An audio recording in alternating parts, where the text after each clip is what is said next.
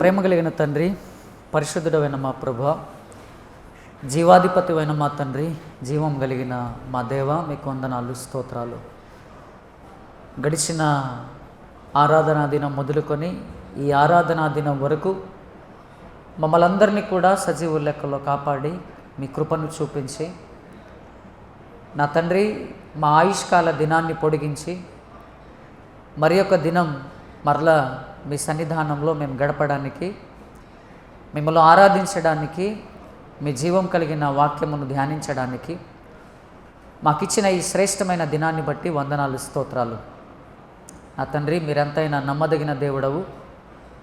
వాగ్దానం చేసిన మీరు నమ్మదగిన దేవుడవు. నా తండ్రి, అందును బట్టి మిమ్మల్ని స్తుతిస్తున్నాను, మహిమపరుస్తున్నాను. ఈ ఉదయకాల సమయం నా తండ్రి, మీ లేఖనాలను ధ్యానిస్తూ ఉండగా మీ సహాయం దయచేయండి. నా తండ్రి, నిలబడిన మీ దాసుని కృపతో జ్ఞాపకం చేసుకోండి. మీ ఆత్మచేత నింపండి, మీ శక్తి చేత, మీ బలము చేత వాడుకోమని మిమ్మల్ని బ్రతిమిలాడుకొంచున్నాను. నా తండ్రి, చేరివచ్చిన మీ బిడ్డలందరినీ బట్టి పేరు పేరున వందనాలు, స్తోత్రాలు. తండ్రి, విత్తబడుతున్న ఈ వాక్యము మా అందరి హృదయాల్లో నాటబడి నూరంతులుగా ఫలించులాగిన మీ సహాయమును దయచేయమని నా తండ్రి మిమ్మల్ని వేడుకుంటూ ప్రాధేయపడుతూ ఆది నుంచి అంతం వరకు మీరే తోడుగుండి సహాయము చేసి నడిపించమని యేసుక్రీస్తు వారి పరిశుద్ధమైన నామంలో ఈ ప్రార్థన అడిగి వేడుకుంటున్నాను తండ్రి, ఆమేన్. ప్రియులారా, చదవబడిన వాక్య భాగము మత్తయి సువార్త 16వ అధ్యాయము. మత్తయి సువార్త 16వ అధ్యాయము 1 నుంచి 3 వచనాలు చదవబడింది. ఒకసారి ఆ మాటలను మనం కూడా మనం జ్ఞాపకం చేసుకుందాము. అప్పుడు పరిసయ్యులు సద్దుకయ్యులను వచ్చి ఆయనను శోధించుటకు ఆకాశము నుండి ఒక సూచక క్రియను తమకు చూపుమని ఆయనను అడగగా ఆయన ఇట్లనెను: సాయంకాలమున మీరు ఆకాశము ఎర్రగా ఉన్నది గనుక వర్షము కురియదనియు, ఉదయమున ఆకాశము ఎర్రగాను మొబ్బుగాను ఉన్నది గనుక నేడు గాలివాన వచ్చుననియు చెప్పుదురు గదా. మీరు ఆకాశ వైఖరి వివేచింపనెరుగుదురు గాని ఈ కాలముల సూచనలను వివేచింపలేరు. ఇక్కడ వాతావరణ వైఖరిని మనుషులు పసిగడుతున్నారు. ఆకాశంలో వచ్చే మార్పులను బట్టి ఇవాళ వర్షం పడుతుందా లేదా, ఇవాళ గాలివాన వస్తుందా లేదా, ఇవాళ ఎండ ఉంటుందా లేదా అని మీరు ఆకాశ వైఖరిని బట్టి వాతావరణాన్ని మీరు అంచనా వేస్తున్నారు, వివేచించగలుగుతున్నారు. కానీ సూచనలు, కాలాలను మీరు వివేచించుటలేదు అని చెప్తున్నాడు. అలాగే ఈరోజు కూడా మనుషులు చూడండి, వాతావరణ శాస్త్రం ఉంది. వాతావరణ శాస్త్రము, మెటీరియోలాజికల్ డిపార్ట్మెంటు. ఈ వాతావరణ శాస్త్రము ఆ శాటిలైట్లను బట్టి, రాడార్లను బట్టి, మేఘాల కదలికలను బట్టి వాళ్ళు అంచనా వేస్తారు. ఫలానా బంగాళాఖాతంలో ఫలానా అల్పపీడనం ఏర్పడింది, అది 2-3 రోజుల్లో తుఫానుగా మారుతుంది, ఈ ప్రాంతాల్లో దాని ప్రభావం ఉంటుంది, వచ్చే 24 గంటలో 48 గంటలో భారీ వర్షాలు ఉంటాయి అని ప్రకటనలు చేస్తారు. మనకు దేన్ని బట్టి వాళ్ళ ప్రకటనలు చేయగలిగారు అనంటే వాతావరణంలో జరుగుతున్న మార్పులు, పైన ఆకాశంలో జరుగుతున్న మార్పులను బట్టి. మేఘాలు దట్టంగా వచ్చాయి, బాగా విపరీతమైన మేఘాలు వచ్చాయి, సూర్యుడు లేడు, తర్వాత అంత సైలెంట్గా ఉంది వాతావరణం. అప్పుడు మనకేమనిపించింది? వర్షం వచ్చిద్దేమో అని అనిపిస్తూ ఉంటుంది. అంటే ఆ ఆకాశంలో జరిగే మార్పును బట్టి ఒక సూచన మనకు కనిపిస్తుంది. వర్షం వచ్చిద్దేమో, లేకపోతే ఈరోజు గాలివాన వచ్చిద్దేమో, గాలి వస్తుందేమో, లేకపోతే విపరీతంగా ఎండ విపరీతంగా కొట్టి విపరీతమైన ఉక్కబోత వస్తుంది అనుకోండి, అప్పుడు కూడా మనకి ఏమనిపించింది, సాయంత్రం కల్లా వాన పడిద్దేమో. అంటే ఆకాశ వైఖరిని బట్టి వాన వస్తుందా రాదా, వాతావరణం ఎలా ఉండబోతుంది అనేది మనుషులముగా మనము పసిగట్టగలుగుతున్నాం. కానీ యేసుక్రీస్తు ప్రభువారు అంటున్నాడు, కాలాన్ని సూచనలను కూడా మీరు పసిగట్టాలి అని చెప్పాడు. కాలాలు సూచనలు. అసలు మనం ఏ కాలంలో ఉన్నాం, ఏ కాలంలో జీవిస్తూ ఉన్నాం, ఈ కాలాల తర్వాత వచ్చేదేంటి అని ఈ సూచనలు, ఈ వైఖరి, అంటే ఈ కాలం యొక్క సూచనలు ఇది ఎవడు వివేచించట్లేదు. మనం ఏ కాలంలో ఉన్నాం, ఏంటి ఈ కాలాలు, ఈ కాలాల తర్వాత ఎలాంటి కాలాలు రాబోతున్నాయి, ఆ కాలాలు రాబోతున్నాయి అనడానికి సూచనలేంటి అని ఇది మాత్రం ఎవడు పసిగట్టట్లేదు. చాలామంది అనుకుంటున్నారు, సంవత్సరాలు మారుతున్నప్పుడు ఈ సంవత్సరం మంచి భవిష్యత్తు ఉంటుంది, ఈ సంవత్సరం అలా జరిగిద్ది, ఆ తర్వాత నాకు చాలా ఫ్యూచర్ ఉంది అని అనుకుంటారు. కానీ వాస్తవానికి ఫ్యూచర్ ఏమీ లేదు. ఇది చాలా కఠినమైన మాట. ఇది చాలా నిరాశ పరిచే మాటగా లోకానికి ఉండొచ్చేమో, కానీ భవిష్యత్తు లేదు రాబోయే లోకానికి, రాబోయే కాలాలకు, రాబోయే లోకానికి, రాబోయే మనుషులకు భవిష్యత్తు లేదు. మనం సరిగ్గా ఇప్పుడు ఎక్కడున్నాం తెలుసా, ప్రకటన గ్రంథ కాలంలో ఉన్నాం. ప్రకటన గ్రంథ కాలము ఆరంభమైంది. ప్రకటన గ్రంథ కాలము ఆరంభమైంది. ప్రకటన గ్రంథ కాలముల్లోనికి మనం వచ్చేసాము. నువ్వు ఎలా చెప్తున్నావు, ఏంటి రుజువేంటి వచ్చేసావని అని అంటే, ఒకసారి చూడండి. ప్రకటన గ్రంథము 16వ అధ్యాయము. మనము చాలా చివరి దినాల్లో జీవిస్తున్నాం, ఎండ్ టైంలో జీవిస్తున్నాం మనం. ప్రకటన గ్రంథము 16వ అధ్యాయము. ప్రకటన గ్రంథము 16వ అధ్యాయము 12వ వచనాన్ని చదవండి. 6వ దూత తన పాత్రను యూఫ్రటీసు అను మహానది మీద కుమ్మరింపగా తూర్పు నుండి వచ్చు రాజులకు మార్గము సిద్ధపరచబడినట్లు దాని నీళ్లు ఎండిపోయెను. ఆపండి. 2000 సంవత్సరాల క్రితం వ్రాయబడిన ప్రవచనం ఇది. ఇది ఈరోజు రాసుకున్నది కాదు, పోయిన సంవత్సరం రాసింది కాదు, లేకపోతే 10 సంవత్సరాల క్రితం రాసుకున్నది కాదు. 2000 సంవత్సరాల క్రితం క్రీస్తు శకం 98లో వ్రాయబడిన ప్రవచనం ఇది. యూఫ్రటీసు నది ఎండిపోవుట. యూఫ్రటీసు నది ఈరోజు ప్రపంచంలో ఉందా? ఉంది. టర్కీలో పుట్టి టర్కీ నుంచి సిరియా, ఇరాక్ ఈ దేశాల గుండా ప్రవహించి అది సముద్రంలో కలుస్తుంది. 2020 వరకు ఈ యూఫ్రటీసు మహానది చాలా విస్తారమైన నీళ్లతో చాలా పెద్ద నదిగా ఉంది. 2020 వరకు ఇరాక్లో కానీ సిరియాలో కానీ చాలా పట్టణాలు, చాలా ప్రజలు ఈ నది మీద ఆధారపడి జీవనం సాగిస్తున్నారు. ఇప్పుడు 2023 కదా. ఇప్పుడు ఒకసారి మీరు ఇంటికి వెళ్ళిన తర్వాత ఇంటర్నెట్లో మీరు ఒకసారి గూగుల్లో చూడండి, యూఫ్రటీస్ రివర్ డ్రైడ్ అప్ అని చెప్పేసి కొట్టి చూడండి, మీకు లేటెస్ట్ రిపోర్ట్స్ అన్నీ వస్తాయి. ఇప్పుడు ఆ నది ఎలా అయిపోయిందో తెలుసా? చిన్న పిల్ల కాలువలాగా అయిపోయింది. చిన్న ఏరులాగా అయిపోయింది నది. విస్తారమైన జలములతో నిండి ఉన్న ఈ నది 2023 వచ్చేసరికి ఈ నది యొక్క పరిస్థితి ఏంటనంటే, మీరు వెళ్ళి చూడండి, వీడియోలు చూడండి, లేటెస్ట్ రిపోర్ట్ చూడండి, ఇరాక్ గవర్నమెంట్ ఇచ్చిన లేటెస్ట్ రిపోర్ట్ కూడా చూడండి. ఈ నది ఎలా అయిపోయిందంటే చిన్న ఏరులాగా అయిపోయింది.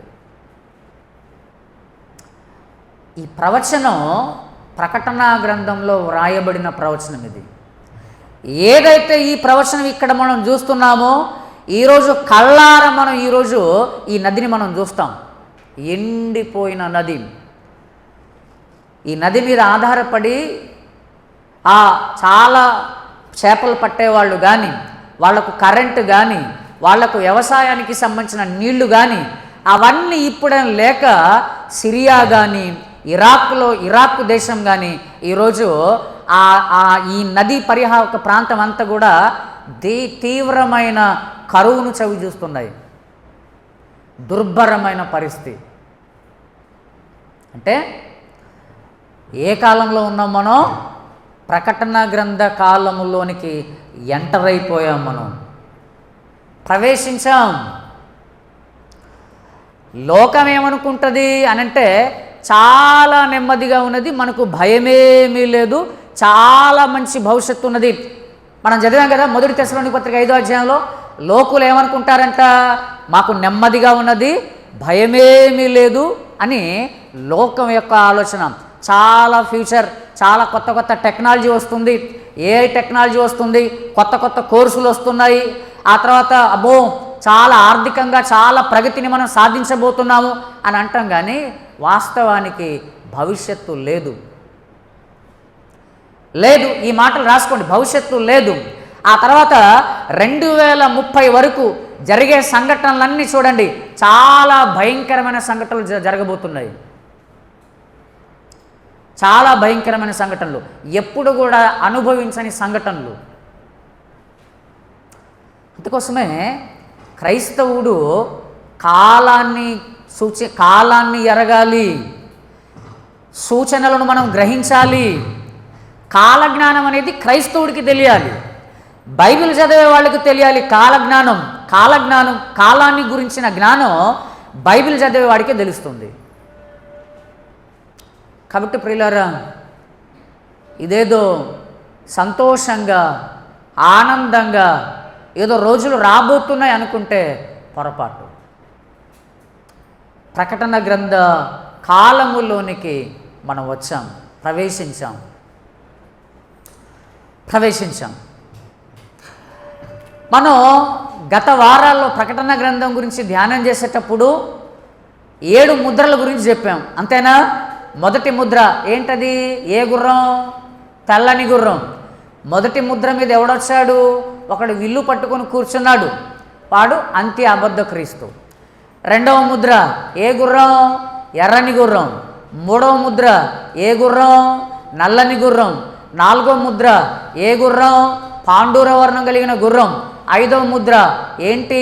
హతసాక్షుల ఆర్తనాదం బలిపీఠం క్రింద. ఆరవ ముద్ర ఏంటి? పైన వాతావరణంలో సూర్యుడు, నక్షత్రాలు, చంద్రుల్లో మార్పులు, అదే నక్షత్రాలు అంటే కాస్మోలాజికల్ డిజాస్టర్. తర్వాత 7వ ముద్ర ఏంటి? అరగంట సైలెంట్ పరలోకంలో. అవునా? అవును. ఇప్పుడు అసలు ఈ ముద్రలు ఎప్పుడు విప్పబడతాయి? ఎప్పుడు విప్పబడతాయి అనంటే ఫస్ట్ సూచన ఏంటి? ముద్రలు విప్పబడుతున్నాయి అనడానికి ఫస్ట్ సూచన, ఫస్ట్ ముద్ర ఏంటి? గుర్రం మీద కూర్చొని వచ్చేవాడు నకిలీ, అంతే కదా, మోసం. అంతే చిట్ట చివరి ఈ లోకానికి చిట్ట చివరి అబద్ధ క్రీస్తు. వాడు వచ్చినప్పుడు ఈ ముద్రల యొక్క ప్రారంభమైందని అర్థం. ముద్రలు విప్పబడటం ప్రారంభమవుతుంది. ఫస్ట్ ముద్ర తెల్లని గుర్రం, విల్లు పట్టుకుని కూర్చున్నవాడు. వాడు ఎప్పుడైతే ఎంటర్ అయ్యాడో ఈ ప్రపంచంలోనికి, అప్పుడు ఇక ముద్రలు ప్రారంభమైనట్టుగా ఒకదాని మాట ఒకటి 7 సంవత్సరాల కాలం ప్రారంభమైంది అని అర్థం. అయితే ఈ 7 సంవత్సరాల మహాశ్రమల కాలం, లేకపోతే ఈ ముద్రలు విప్పబడే కాలం ఎప్పటి నుంచి ప్రారంభమవుతుంది అనేది మనకు తెలియాలి. ఎప్పటి నుంచి ప్రారంభమవుతుంది? వాడు ఎప్పుడు వస్తాడు?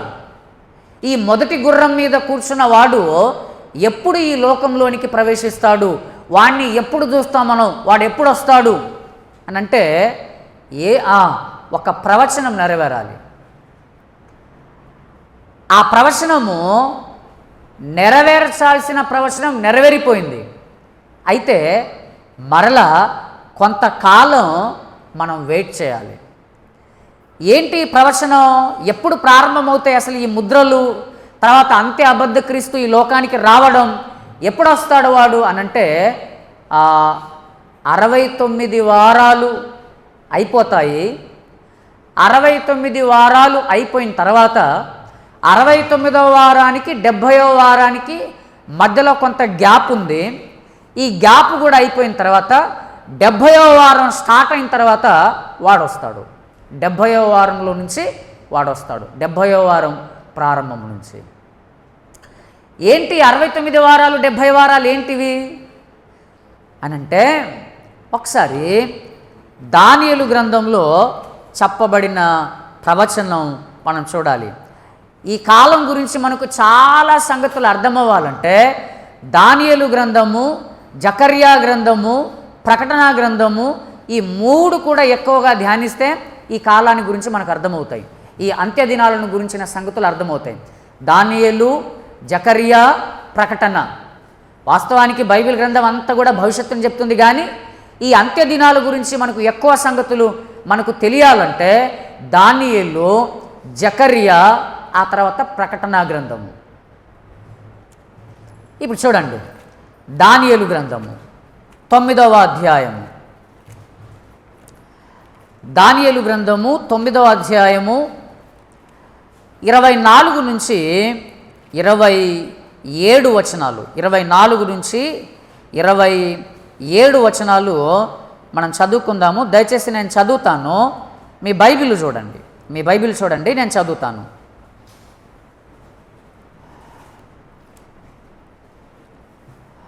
దానియేలు గ్రంథము 9వ అధ్యాయము 24వ వచనం. తిరుగుబాటును మాన్పుటకును, పాపమును నివారణ చేయుటకును, దోషము నిమిత్తము ప్రాయశ్చిత్తము చేయుటకును, యుగాంతము వరకుండునట్టి నీతిని బయలుపరచుటకును, దర్శనమును ప్రవచనమును ముద్రించుటకును, అతి పరిశుద్ధ స్థలమును అభిషేకించుటకును, నీ జనమునుకును పరిశుద్ధ పట్టణమునుకును 70 వారములు విధింపబడెను. యెరూషలేమును మరలా కట్టింపవచ్చునని ఆజ్ఞ బయలుదేరిన సమయం మొదలుకొని అభిషిక్తుడగు అధిపతి వచ్చు వరకు 7 వారములు పట్టునని స్పష్టముగా గ్రహించుము. 62 వారములు తొందరగల సమయములు యందు పట్టణపు రాజ్య వీధులను కందకములను మరలా కట్టబడును.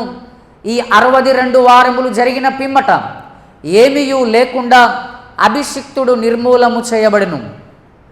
వచ్చునట్టి రాజు యొక్క ప్రజలు పవిత్ర పట్టణమును పరిశుద్ధ ఆలయమును నశింపజేయుదురు. వాని అంతము హఠాత్తుగా వచ్చును, మరియు యుద్ధ కాలాంతము వరకు నాశనము జరుగునని నిర్ణయింపబడెను. అతడు ఒక వారమునకు, అంటే ఇది 70వ వారం, అతడు ఒక వారమునకు అనేకులను నిబంధనను స్థిరపరచును. అర్ధవారమునకు బలిని నైవేద్యమును నిలిపివేయును. హేయమైనది నిలుచు వరకు నాశనము చేయువాడు వచ్చును. నాశనము చేయువానికి రావలెనని నిర్ణయించిన నాశనము ముగించు వరకు ఈలాగున జరుగును. ఇక్కడ 70వ వారం గురించి ఇప్పుడు మనం ధ్యానించాం, కానీ 69 వారాల గురించి మాత్రం ఇప్పుడు మనం ధ్యానిస్తాం.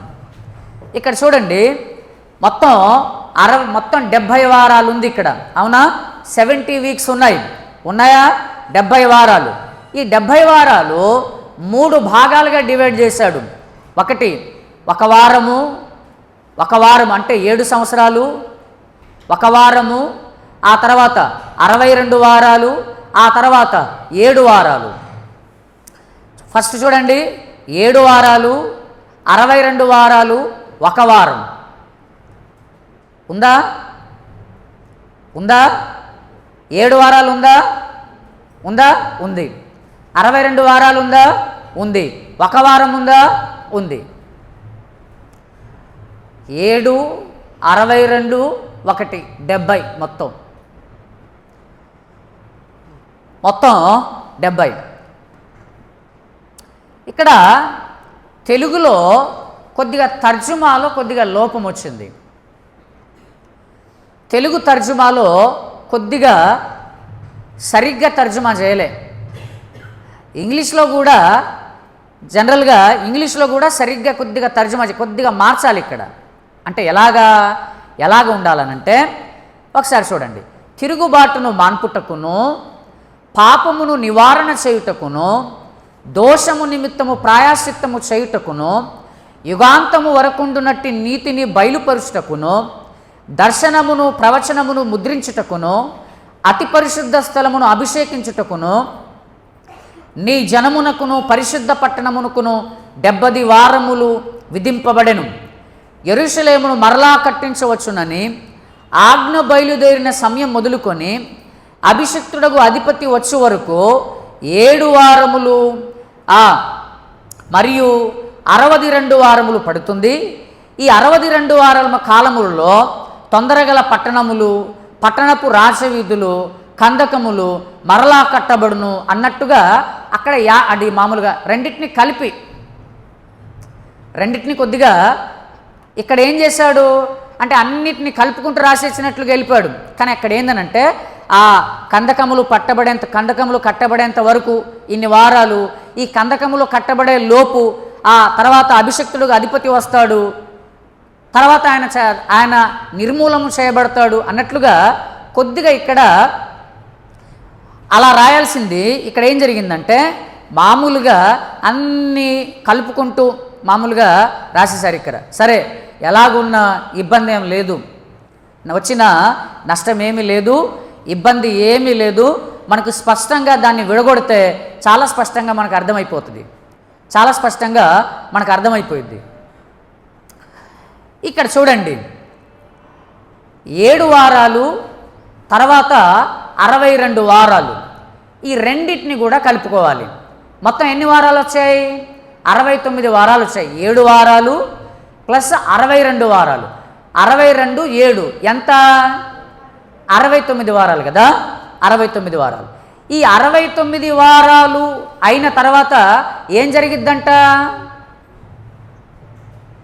అక్కడే ఉంది చూడండి. 69 వారాలు అయిన తర్వాత ఏం జరిగిద్ది? ఆ అభిషిక్తుడు నిర్మూలము చేయబడతాడు. 25 నుంచి మరలా చదువుతున్నాను చూడండి. యెరూషలేమును మరలా కట్టించవచ్చునని ఆజ్ఞ బయలుదేరిన సమయం మొదలుకొని అభిషిక్తుడగు అధిపతి వచ్చే వరకు 7 వారములు, 7 ప్లస్ 62 వారములు తొందరగల సమయములు యందు పట్టణపు రాజవీధులను కందకములను మరలా కట్టబడును. ఈ 62 వారములు జరిగిన పిమ్మట అంటే పైన 7 ప్లస్ ఈ కింద 62 మొత్తం 69 వారాలు జరిగిన తర్వాత అభిషిక్తుడగు అధిపతి నిర్మూలము చేయబడతాడు, అంటే చంపబడతాడు. 69 వారాలు జరిగిన తర్వాత అభిషిక్తుడగు అధిపతి నిర్మూలము చేయబడతాడు. అంటే అభిషిక్తుడు అంటే ఎవరు? మెస్సయా, యేసుక్రీస్తు ప్రభువారు. 69 వారాలు అయిపోయిన తర్వాత ఈయన చంపబడతాడంట. ఇప్పుడు యెరూషలేమును మరలా కట్టించవచ్చుననే ఆజ్ఞ ఎవరి కాలంలో బయలుదేరింది?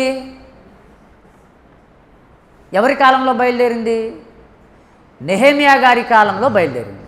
రాజైన అర్తహషస్త పరిపాలనా కాలంలో, నెహెమ్యా గారి కాలంలో యెరూషలేమును మరలా కట్టించవచ్చుననే ఆజ్ఞ బయలుదేరింది. ఎందుకంటే అప్పటికే యెరూషలేం మొత్తం పాడైపోయింది. నెబుకద్నెజరు వచ్చాడు, మొత్తాన్ని తగలబెట్టేశాడు, పట్టణ ప్రాకారాలన్నింటినీ కూడా కూల్చేశాడు, తగలబెట్టేసి వీళ్ళందరినీ చెరకు తీసుకుని వెళ్ళిపోయాడు. 70 సంవత్సరాలు అయిపోయింది. అయిపోయిన తర్వాత రాజైన అర్తహషస్త, పారసీకపు రాజైన అర్తహషస్త కాలంలో యెరూషలేమును మరలా కట్టించవచ్చుననే ఆజ్ఞ బయలుదేరింది. ఆయన ఇచ్చాడు. చూడండి ఒకసారి. నెహెమ్యా గ్రంథము 2వ అధ్యాయము, నెహెమ్యా గ్రంథము 2వ అధ్యాయము 1 నుంచి 8 వచనాలు, 1 నుంచి 8 వచనాలు దయచేసి మీ బైబిల్ అంతా కూడా తీయండి. నెహెమియా గ్రంథము 2వ అధ్యాయము 1 నుంచి 8 వచనాలు మీ బైబిల్ అంతా తీయండి. పేజ్ నెంబర్ 401 చూడండి. ఇప్పుడు నేను చదువుతాను, మీ బైబిల్ చూడండి.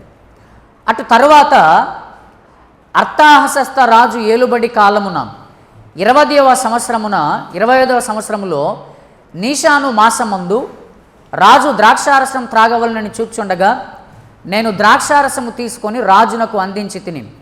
అంతకు పూర్వము నేనెన్నడూ అతని ఎదుట విచారముగా ఉండలేదు.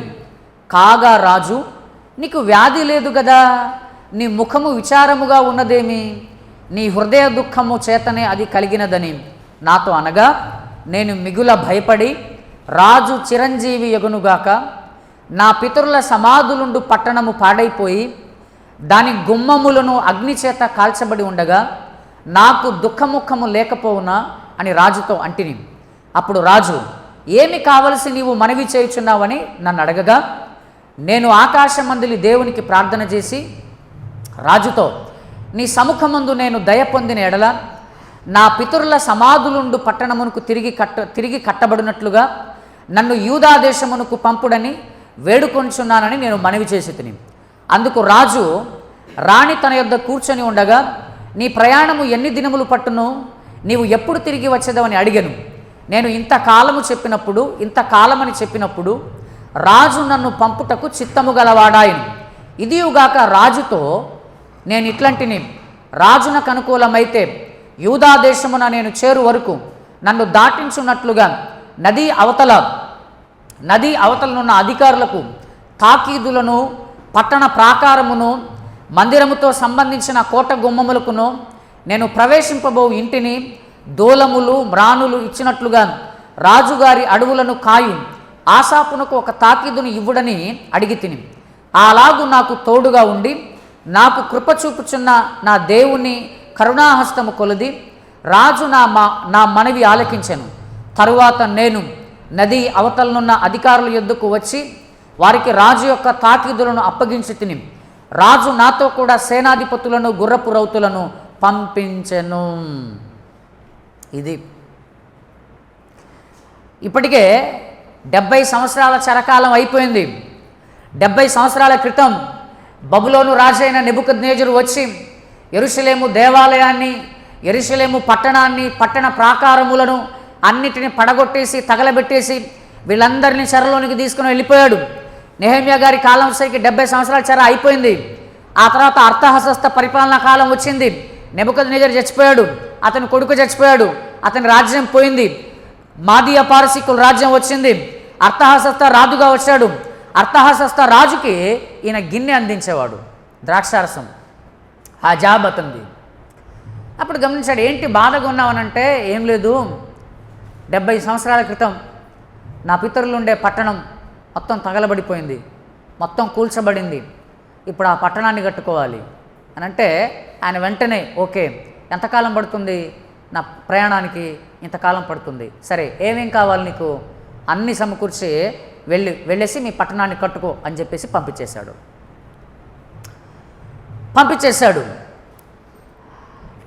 ఇక్కడ చూడండి, ఇక్కడ యెరూషలేమును మరలా కట్టించవచ్చుననే ఆజ్ఞ బయలుదేరిన కాలం.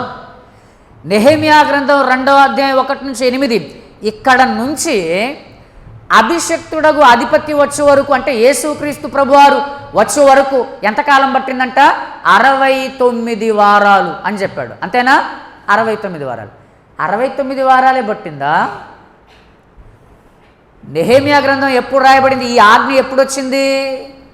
క్రీస్తు పూర్వం 445. ఈ ఆజ్ఞ ఎప్పుడు వచ్చింది అనంటే, ఈ నెహెమియా గ్రంథం 2వ అధ్యాయం 1 నుంచి 8లో ఉన్న ఈ ఆజ్ఞ ఎప్పుడు వచ్చిందనంటే, క్రీస్తు పూర్వం 445 మార్చి 5వ తారీఖు. క్రీస్తు పూర్వం 445 మార్చి 5వ తారీఖున ఈ ఆజ్ఞ వచ్చింది. నెహెమియా గ్రంథం 2వ అధ్యాయం 1 నుంచి 8వ వచనం వరకున్న ఈ ఆజ్ఞ క్రీస్తు పూర్వం 445 మార్చి 5వ తారీఖు. మరి క్రీస్తు పూర్వం 445 నుంచి యేసుక్రీస్తు ప్రభువారు వచ్చేంత వరకు 69 వారాలే అయిందా? ఎన్ని సంవత్సరాలు ఉంది?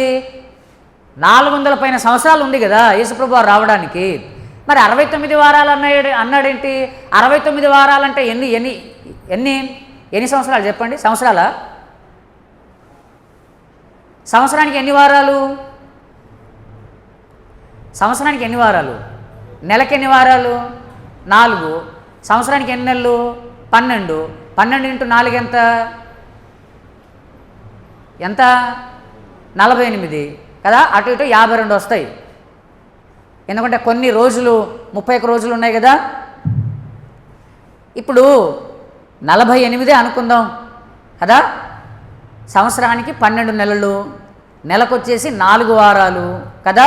12 × 4 48 అనుకుందాం. 48 అనుకుందాం. అంటే మరి 69 వారాలు అన్నాడుగా. పోనీ ఇంకో 6 నెలలు వేసుకుందాం. అంటే సంవత్సరం 6 నెలలకే యేసుప్రభువారు వస్తాడని ఇక్కడ ఉన్నట్టుగా 69 వారాల్లోనే వస్తాడని ఉంది. మరి ఇది చూస్తేనేమో క్రీస్తు పూర్వం 445లో ఈ ఆజ్ఞ వచ్చింది. ఈ ఆజ్ఞ వచ్చిన దగ్గర నుంచి యేసుక్రీస్తు ప్రభువారు వచ్చేంత వరకు 69 వారాలు పడుతుంది ఆయన నిర్మూలన చేయబట్టడానికి అని చెప్పాడు. మరి ఎలాగా? టైం సరిపోవట్లేదే. సరిపోతుందా? సరిపోవట్లేదు. అసలు యెరూషలేమును మరలా కట్టించవచ్చునని ఆజ్ఞ బయలుదేరిన దగ్గర నుంచి అభిషక్తుడగు అధిపతి నిర్మూలము చేయబడేంత వరకు యేసుప్రభువారు ఎప్పుడు చంపబడ్డాడు? ఎప్పుడు చంపబడ్డాడు యేసుప్రభువారు?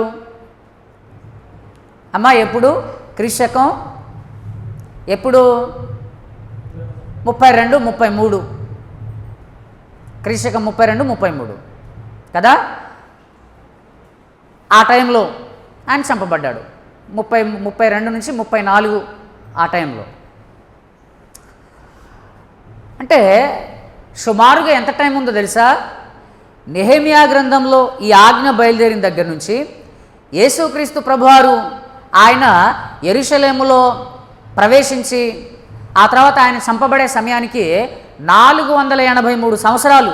నెహెమియా గారి కాలం దగ్గర నుంచి యేసుక్రీస్తు ప్రభువారు మరణించే సమయానికి 483 సంవత్సరాలు. 483 సంవత్సరాలు అయితే ఇక్కడ ప్రవచనం చెప్తుంది 69 వారాలు పడుతుంది అని చెప్తుంది ఇక్కడ. అంటే చూడండి, ఈ విషయం కూడా చాలా అర్థం కాక అప్పుడు చాలామంది దానియేలు గ్రంథాన్ని ఇదంతా కూడా తప్పు. ఎందుకనంటే దానియేలు గారి కాలం దగ్గర నుంచి యేసుక్రీస్తు ప్రభువారి కాలానికి 480 సంవత్సరాలకు పైగా కాలం ఉంటే ఇక్కడేమో 69 వారాలని చెప్తే 480కి పైగా సంవత్సరాలు ఎక్కడ, 69 వారాలు ఎక్కడ? కాబట్టి అసలు దానియేలు గ్రంథాన్ని నమ్మలేము. దానియేలు గ్రంథంలో ఉన్న ప్రవచనాలన్నీ కూడా అసలు ఏది కూడా నమ్మశక్యమైనవి కావు, అదంతా కల్పన అని చెప్పేసి చాలా సంవత్సరాలుగా చాలామంది విమర్శిస్తూ వచ్చారు. కానీ ఈ ప్రవచనాన్ని దేవుడు తర్వాత బయలుపరిచాడు తన భక్తుల చేత. ఇక్కడ చూడండి, 69 వారాలు అన్నాడు కదా. ఎక్కడి నుంచి ఎక్కడి వరకు 69 వారాలు? రెఫరెన్స్ చెప్తాను, రాసుకోండి. నెహెమియా గ్రంథము 2వ అధ్యాయము 1 నుంచి 8 రాసుకోండి. నెహెమియా గ్రంథము 2వ అధ్యాయము 1 నుంచి 8. నెహెమియా గ్రంథము 2వ అధ్యాయము 1 నుంచి 8. అక్కడి నుంచి ఆ పై నుంచి కింద వరకు ఒక గీత కొట్టుకోండి. ఆ నెహెమియా గ్రంథము 2వ అధ్యాయం 1 నుంచి 8 దాని మధ్యలో నుంచి కిందకు ఒక గీత, ఒక డాష్ లాగా కిందకి నిలువుగా ఒక గీత పెట్టి లూకాసు వార్త 19వ అధ్యాయము, లూకాసు వార్త 19వ అధ్యాయము 28 నుంచి 40 అంటే నెహెమియా లూకాసు వార్త 19వ అధ్యాయము 28 నుంచి 40 అంటే నెహెమియా గ్రంథం 2వ అధ్యాయం 1 నుంచి 8వ వచనం నుండి లూకాసు వార్త 19వ అధ్యాయం 28వ వచనం నుంచి 40వ వచనం వరకు ఈ ఎన్ని సంవత్సరాలు అంటే 483 సంవత్సరాల గ్యాప్. అది 483 సంవత్సరాలు. 483 సంవత్సరాలు ఈజ్ఈక్వల్ అని పెట్టి 69 వారాలు అని రాసుకోండి. మరలా 483 సంవత్సరాలు ఈజ్ ఈక్వల్ పెట్టి 69 వారాలు అని రాసుకోండి. అది ఎలాగో 69 వారాలు ఎలాగో 483 సంవత్సరాలు ఎలా వచ్చిందో ఇప్పుడు మనం చూడబోతున్నాం. ఇప్పుడు చూడండి, బైబిల్ గ్రంథంలో ప్రవచనాలకు, ప్రవచన కాలానికి, ప్రవచన వాక్యాలకు ఒక కాలం ఉంది. ప్రవచన వాక్యాలకు ఒక కాలం ఉంది. బైబిల్ గ్రంథంలో ప్రవచనంలో వారము అంటే ఎంతో తెలుసా? 7 సంవత్సరాలు అని అర్థం. ఇది రాసుకోండి. 1 వీక్, ఒక వారం ఈజ్ ఈక్వల్ 7 సంవత్సరాలు రాసుకోండి. ఒక వారము, ఇంకా బోర్డు మీద ఏమి రాద్దాం కానీ రాసుకోండి. ఒక వారము ఈజ్ ఈక్వల్ 7 సంవత్సరాలు. ప్రవచన భాషలో, ప్రవచన భాషలో ఒక వారము అంటే 7 సంవత్సరాలు. 7 సంవత్సరాలు. ఆధారం ఎక్కడా? ఆధారం ఎక్కడంటే ఆదికాండము 29వ అధ్యాయము. ఆదికాండము 29వ అధ్యాయము 26, 27, 28 వచనాలు దయచేసి చదువుతారా? అందుకు లాబాను పెద్దదానికంటే ముందుగా చిన్నదాని నిచ్చుట మా దేశ మర్యాద కాదు. నీవిక వారము సంపూర్ణము చేయుము. ఈమె యొక్క వారము సంపూర్ణము చేయుము. నీవిక 7 సంవత్సరములు నాకు కొలువు చేసిన ఎడల ఆమెను కూడా నీకు ఇస్తానని చెప్పగా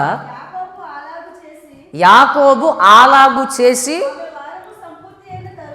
ఆమె వారము సంపూర్తి అయిన తరువాత అతని కుమార్తె అయిన రాహేలును ఇక్కడ చూడండి, వారము, వారము సంపూర్ణం చేయి 7 సంవత్సరాలు, వారము 7 సంవత్సరాలు, వారము 7 సంవత్సరాలు. ఒక వారం చేయి, నా 2వ కుమార్తెను కూడా ఇస్తా అన్నాడు. సరే అన్నాడు. 7 సంవత్సరాలు పూర్తి చేశాడు. వారము అంటే 7 సంవత్సరాలు. 18వ వచనం కూడా చూడండి, అదే 29:18. ఆదికాండం 29:18. యాకోబు రాహేలును ప్రేమించి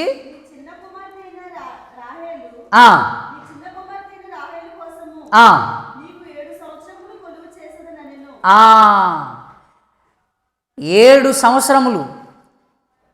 ఆ తర్వాత ఇక్కడ అన్నాడు, మరి ఏంటి నువ్వు చిన్నదాన్ని ఇవ్వకుండా పెద్దాన్ని ఇచ్చావంటే మా దేశ మర్యాద అది కాదు, ఈమె కోసం కూడా మరలా వారం సంపూర్తి చేయమన్నాడు.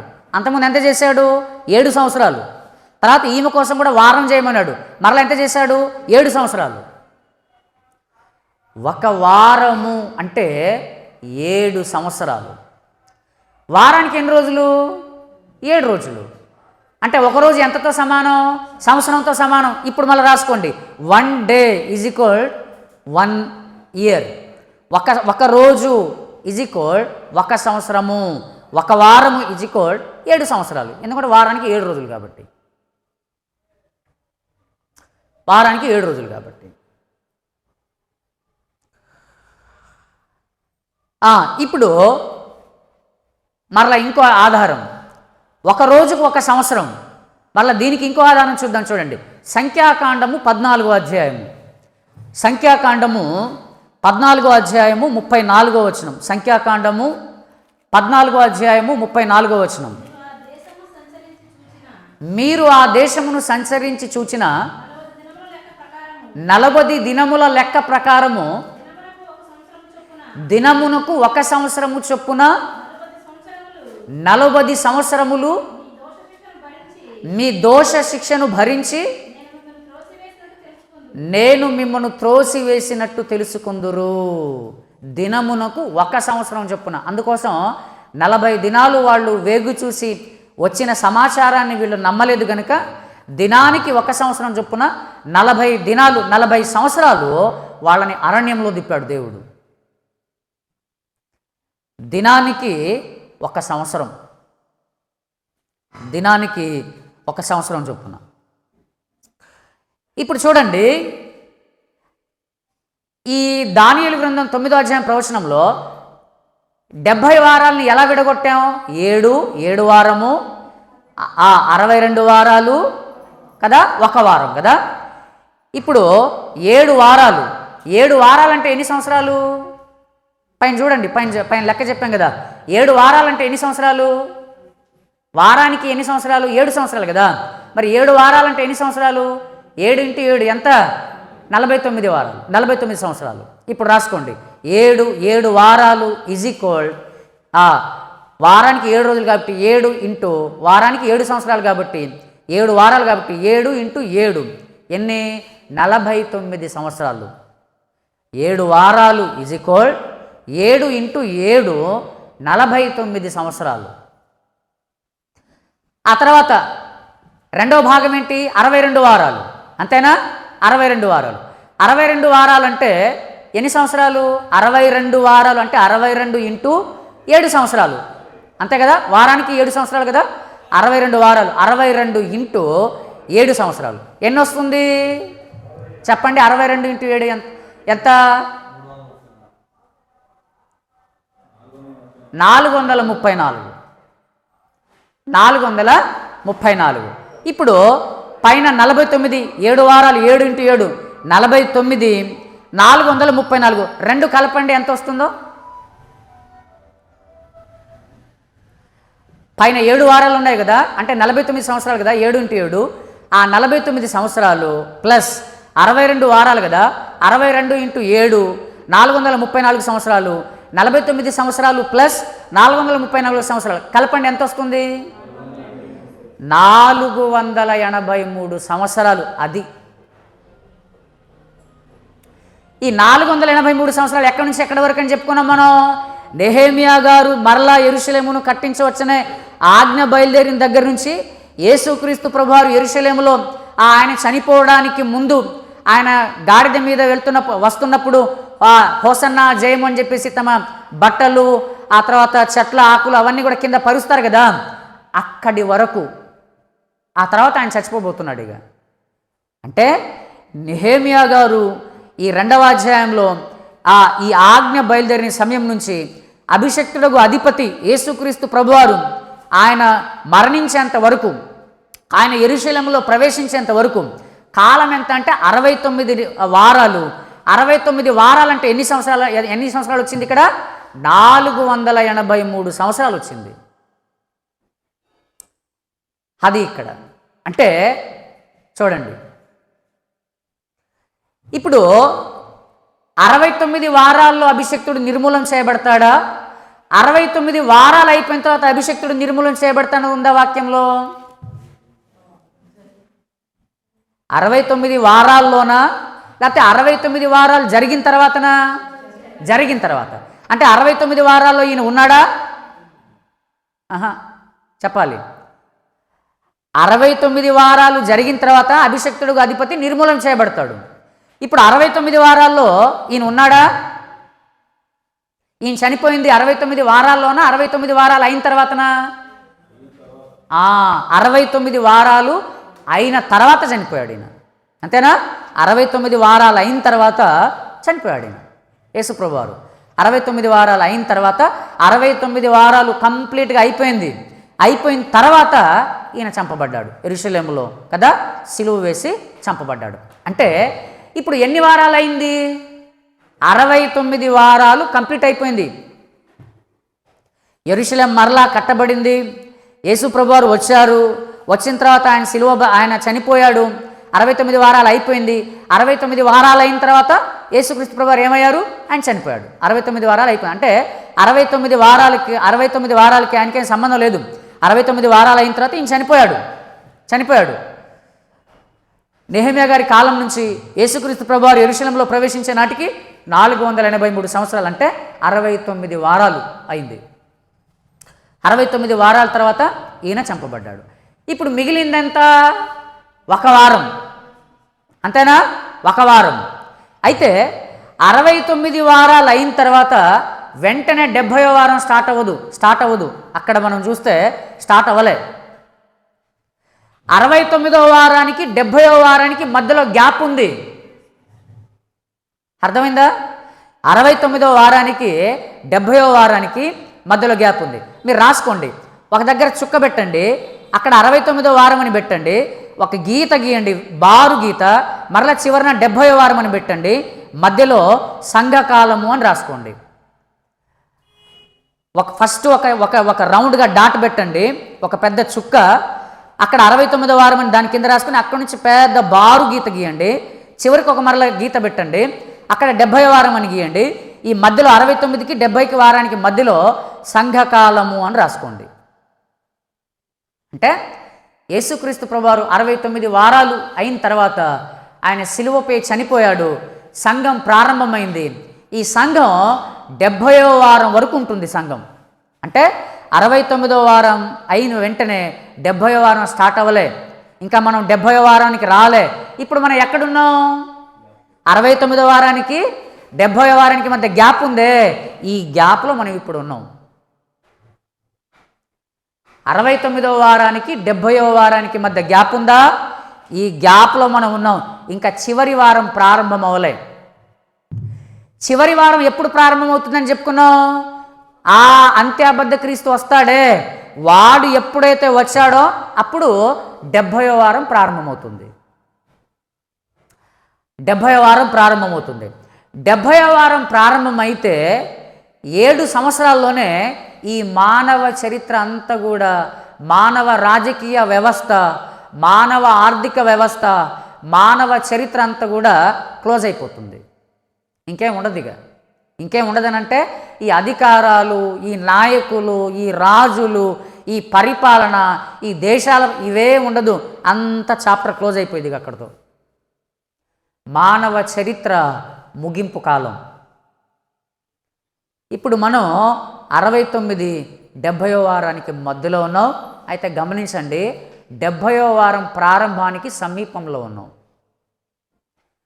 70వ వారం ప్రారంభానికి మనం సమీపంలో ఉన్నాం. 70వ వారంలో ఏం జరుగుతుంది? 70వ వారంలో ఏం జరుగుతుందంటే ఒక్క విషయాన్ని మనం, అంటే 70వ వారం గురించి ఇంకా ఉంది కానీ కొద్దిగా మనకు ఒక జస్ట్ అవగాహన కోసం కొద్దిగా మనం ముందుగా మనకు అర్థం అవడానికి ఒక్క విషయాన్ని మాత్రమే ప్రస్తావిస్తాను. 70వ వారంలో ఏం జరుగుతుందనంటే ఒకసారి దానియేలు గ్రంథం తీయండి, 9వ అధ్యాయం. దానియేలు గ్రంథము 9వ అధ్యాయము 26. ఇది మన అయిపోయింది కదా. 27వ వచనం 70వ వారం. అతడు ఒక వారము వరకు అనేకులకు నిబంధనను స్థిరపరచును, అర్ధవారమునకు బలిని నైవేద్యమును నిలిపివేయును, హేయమైనది నిలిచి వరకు నాశనము చేయువాడు వచ్చును, నాశనము చేయువానికి రావాలనని నిర్ణయించిన నాశనము ముగియు వరకు ఈలాగున జరుగును. 70వ వారంలో ఏం చేస్తాడంటే అతడు వచ్చి అనేకులకు నిబంధన స్థిరపరుస్తాడు, అర్ధవారమునకు బలిని నైవేద్యమును నిలిపివేస్తాడు, తర్వాత దేవాలయంలో హేయమైనది నిలబెడతాడు. 70వ వారంలో ఏం జరుగుతుంది? అనేకులతో నిబంధన చేస్తాడు. ఈ అనేకులు ఎవరు అనంటే ఇశ్రాయేలు జనాంగం. ఇశ్రాయేలు దేశంతో 7 సంవత్సరాలు నిబంధన చేస్తాడు, అగ్రిమెంట్ చేస్తాడు. అప్పటి వరకు ఇశ్రాయేలు దేశానికి మిగతా దేశాలకి యుద్ధాలు జరుగుతూనే ఉంటాయి. ఆ ఇశ్రాయేల్కి ఇరాక్ జరిగిద్ది, ఇశ్రాయేల్కు సిరియాకు జరిగిద్ది, ఇశ్రాయేల్కి ఆ తర్వాత ఇప్పుడు హమాస్కి జరుగుతుంది కదా, పాలస్తీనాకు జరుగుతుంది, అక్కడ జరుగుతూనే ఉంటాయి యుద్ధాలన్నీ కూడా. ఇశ్రాయేల్ మీద దేశాలు వస్తూనే ఉంటాయి, ఇశ్రాయేల్ ఫైట్ చేస్తూనే ఉంటుంది. అప్పటి వరకు ఇశ్రాయేలీల మీద దాడులు జరుగుతూనే ఉంటాయి. అప్పుడు ఈయన వస్తాడనమాట. అప్పుడు ఈయన వచ్చి ఒక వారమునకు నిబంధన, అంటే 7 సంవత్సరాలు పీస్ డీల్ అంటారు, శాంతి ఒప్పందం చేసుకుంటాడు. 7 సంవత్సరాల వరకు మీకు యుద్ధాలేం రాదు, మనం అగ్రిమెంట్ చేసుకుందాం అని చెప్పేసి 7 సంవత్సరాలు ఆ బాండ్, ఆ అగ్రిమెంట్ చేసుకున్న తర్వాత అర్ధవారంలోనే ఆ నిబంధనను భంగపరుస్తాడు. అంటే అర్ధవారం అంటే ఎంత? 3.5 సంవత్సరాలు. 3.5 సంవత్సరాలు అంటే ఎంత? 42 నెలలు. 42 నెలలు అంటే ఎంత? 1260 రోజులు. ఈ 3.5 సంవత్సరాల్లోనే ఆ పీస్ డీల్ అంతా కూడా, శాంతి ఒప్పందం అంతా కూడా భంగపరుస్తాడు. అప్పుడు వాళ్ళకి అర్థమైద్ది, ఒరే ఈడు దొంగోడు అని చెప్పేసి. ఈయనేదో మనం, ఎందుకంటే ఇప్పుడు వాళ్ళు యేసుప్రభువారు మెస్సయ్య వస్తాడు, మాకు శాంతిని ఇస్తాడు, మాకు సమాధానాన్ని ఇస్తాడని వాళ్ళు ఎదురు చూస్తున్నారు. ఈ 7 సంవత్సరాలు శాంతి ఒప్పందం ఈయన చేసేసరికి వాళ్ళు ఇతన్ని నమ్ముతారు, ఈయనే మనం ఎదురు చూసింది ఈయనే అని చెప్పేసి. ఎప్పుడైతే 3.5 సంవత్సరాల తర్వాత ఆ శాంతి డీల్, ఆ శాంతి ఒప్పందం అనేది భంగపరుస్తాడో, బలిని నైవేద్యాలను దేవునికి అర్పించవలసిన ఎప్పుడైతే ఆపించేస్తాడో అప్పుడు వాళ్ళకి అర్థమైద్ది ఈడు సరైనోడు కాదని, మనం మోసపోయామని. ఇంకా ఈ 70వ వారంలో జరగబోయే సంగతులు చాలా ఉన్నాయి. అయితే మరి సంఘం 70వ వారంలో ఉంటుందా, లేకపోతే 70వ వారానికి ముందే సంఘం ఎత్తబడుతుందా అనేది దాన్ని కూడా మనం ధ్యానించుకుందాం. ఒకసారి చెప్పాం కదా, దీని మీద 3 వాదనలు ఉన్నాయని. ఒకళ్ళేమో శ్రమల కాలానికి ముందే సంఘం ఎత్తబడుతుందని ఒక వాదన, రెండవదేమో శ్రమల కాలం మధ్యలో మొదటి 3.5 సంవత్సరాల తర్వాత సంఘం ఎత్తబడుతుందని, మూడవ వాదన ఏంటంటే లేదు 7 సంవత్సరాల మహాశ్రమల కాలంలో సంఘం భూమి మీదనే ఉంటుందని. అయితే ఈ 3 వాదనలు చెప్పిన వాళ్ళు మంచి భక్తులు ఉన్నారు, మంచి జ్ఞానులు ఉన్నారు, మంచి బైబిల్ పండితులు ఉన్నారు. కాబట్టి మనం ఈ ముగ్గురులో మనం ఎవరిని తప్పుపట్టాల్సిన అవసరం లేదు. కానీ మనకైతే ఎక్కువగా మొదటి 3.5 సంవత్సరాల తర్వాతనే సంఘం ఎత్తబడుతుంది అనడానికి వచనాలు ఉన్నాయి. అయితే శ్రమల కాలానికి ముందే సంఘం ఎత్తబడుతుంది అనడానికి కూడా వచనాలు ఉన్నాయి. మొదటి 3.5 సంవత్సరాలు సంఘం ఈ శ్రమల్లో ఉంటుంది అనడానికి కూడా వచనాలు ఉన్నాయి. అయితే ఈ రెండిట్లో దేనికి ఎక్కువగా వచనాలు సపోర్ట్ చేస్తున్నాయో దాన్ని మనం తీసుకోవాలి. అర్థమైందమ్మా? ఇప్పుడు మనం ఎక్కడున్నాం, ఏ కాలం మధ్యలో ఉన్నాం, ఎక్కడున్నామని ఇప్పుడు మనం 69వ వారానికి 70వ వారానికి మధ్యలో ఉన్నాం. 69 వారాలంటే ఎన్ని సంవత్సరాలు? 483 సంవత్సరాలు. ఈ 69 వారాలు ఎప్పుడు నుంచి 483 సంవత్సరాలు ఎప్పటి నుంచి ఎప్పటి వరకు లెక్క? ఇది నెహెమ్యా గారి కాలం దగ్గర నుంచి యేసు ప్రభువారు యెరూషలేములో ఆయన గాడిద మీద ఎక్కి వస్తాడు కదా, లాస్ట్కి ఆయన ఇక దాని తర్వాత ఆయన పస్కా పండుగ జరుపుకుంటాడు, ఆయన పట్టబడతాడు, చంపేస్తారు ఆయన్ని. అప్పటి వరకు ఎన్ని సంవత్సరాలు అయింది? 483 సంవత్సరాలు. ఎన్ని వారాలు అయింది? 69 వారాలు. వారం అంటే ఎన్ని సంవత్సరాలు? 7 సంవత్సరాలు. ఒక రోజు అంటే ఎన్ని సంవత్సరాలు? 1 సంవత్సరం. అర్థమైందా? ఇలాగా ఈ ప్రవచనం తర్వాత ఇది నిజంగా నెహెమ్యా గారి కాలం దగ్గర నుంచి యేసు ప్రభు వారికి ఉన్న కాలాన్ని లెక్కిస్తే 483 సంవత్సరాలే వచ్చింది కరెక్ట్గా. కాబట్టి ఇప్పుడు మనం ఎక్కడున్నాం? చివరి దినాల్లో ఉన్నాం. ప్రకటన గ్రంథ కాలంలో మనం ఉన్నాం. ఇప్పుడు మనం ఈ కాలాల్ని గుర్తించాలి. రాబోయే రోజుల్లో కరువులు వస్తాయి, నిరుద్యోగం వస్తుంది. అసలు విషయం తెలుసా? అమెరికా అధ్యక్ష ఎన్నికలు ఇప్పుడు జరగబోతున్నాయి. అమెరికా అధ్యక్ష ఎన్నికల్లో పోటీ చేయడానికి నిలబడిన వ్యక్తి ఆయన బహిరంగంగానే ఏం చెప్పాడంటే, నేను కనుక అధికారంలో వస్తే 75% ప్రభుత్వ ఉద్యోగాలన్నింటినీ తీసిపడేస్తా అన్నాడు. ఎందుకనంటే గవర్నమెంట్ని నడపడం కష్టమైపోతుంది. అది బైబిల్ ప్రవచనం. అది కరువులు వస్తాయి. మన తుఫాన్ వచ్చిందా? మన తుఫానికి చాలా పంటలు కొట్టుకుపోయాయా? పంటలన్నీ పోయాయా? ఆ తర్వాత నుంచి వెంటనే బియ్యం రేట్లు ఇక్కడ కూడా పెరిగిపోయాయి. మన ఆంధ్రప్రదేశ్లో కూడా బియ్యం రేటు పెరిగింది. ఆ ముద్రల కాలంలో వచ్చే కరువులన్నీ, ఆ పరిస్థితులన్నీ వస్తాయి, అన్నీ వస్తాయి. లోకం అనుకుంటుంది అమాయకంగా మనకేదో మంచి దినాలు వస్తాయని. ఏమీ లేదు మంచి దినాలు. మనం చివరి దినాల్లో జీవిస్తూ ఉన్నాం. ప్రకటన గ్రంథ కాలంలోనికి మనం ప్రవేశం జరిగిపోయింది. యూఫ్రటీస్ నది అంతా కూడా ఎండిపోయింది. ఇంటికి వెళ్ళిన తర్వాత ఆ యూఫ్రటీస్ నది వీడియోలో ఒకసారి చూడండి, మీకు అది తెలిసిపోతుంది. 2020 వరకు ఎలా ఉందా అన్నది, 2020 తర్వాత ఇప్పుడు ఎలా ఉంది అసలు మీరు గుర్తుపట్టలేరు. మనం అసలు దాన్ని గుర్తుపట్టలేము అసలు. అలాంటి పరిస్థితిలోనికి వచ్చింది. కాబట్టి 69 వారాలు కంప్లీట్ అయింది. మనం 69వ వారానికి 70వ వారానికి మధ్యలో ఉన్నాము. ఇంకా 70వ వారం జరగబోయేది. 70వ వారంలో ఏం జరగబోతుందో తర్వాత దేవుని చిత్తం అయితే మరలా మనం ధ్యానించుకుందాం. దేవుడు ఈ వాక్యమును మన వినికిడిలో ఫలింపచేయునుగాక. ప్రార్థన చేసుకుందాం.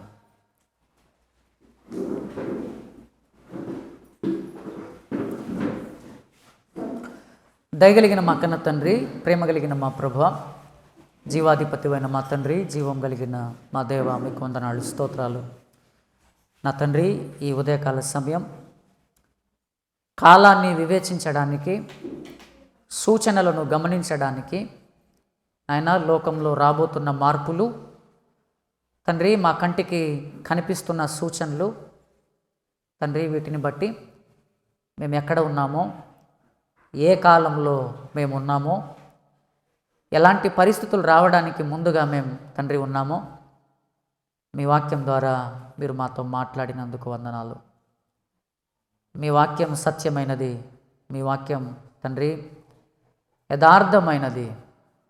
మీరు వాక్యంలో వ్రాయించారనంటే అది తూచా తప్పకుండా నెరవేర్చవలసిందే. మీ లేఖనాలు మా కళ్ళ ముందు నెరవేరుతున్న పరిస్థితిని బట్టి, విధానాన్ని బట్టి ఇట్టి శ్రేష్టమైన వాక్యమును మీరు మాకు దయచేసినందుకు వందనాలు, స్తోత్రాలు. మీ వాక్యాన్ని ఎల్లప్పుడూ నా తండ్రి పూర్ణ మనస్సుతో ధ్యానించే భాగ్యమును మాకు దయచేయండి నాయనా. ఇదిగో తండ్రి, విత్తబడిన ఈ వాక్యం మా అందరి హృదయాల్లో నాటబడులాగున మీ సహాయం దయచేయండి.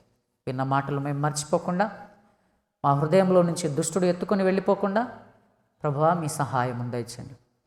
వింటున్న ఈ మాటలు నా తండ్రి కేవలం మాతోనే మేము ఉంచుకోకుండా, నా తండ్రి మా చుట్టూ నశించిపోతున్న వారు అనేక మంది ఉన్నారు, వారికి కూడా మీ మాటలు చెప్పగలిగే భాగ్యం దయచేయండి. కొన్ని ఆత్మలైనా మీ సన్నిధానమునకు నడిపించగలిగే భాగ్యం, రక్షించగలిగే భాగ్యము మా అందరికీ అనుగ్రహించమని వేడుకుంటూ, ప్రభురాత్రి భోజన కార్యక్రమంలోనూ జరగబోయే కార్యక్రమంలో కూడా మీరే తోడుగా ఉండి సహాయము చేసి నడిపించమని యేసుక్రీస్తు వారి పరిశుద్ధమైన నామంలో ఈ ప్రార్థన అడిగి వేడుకుంటున్నాను తండ్రి,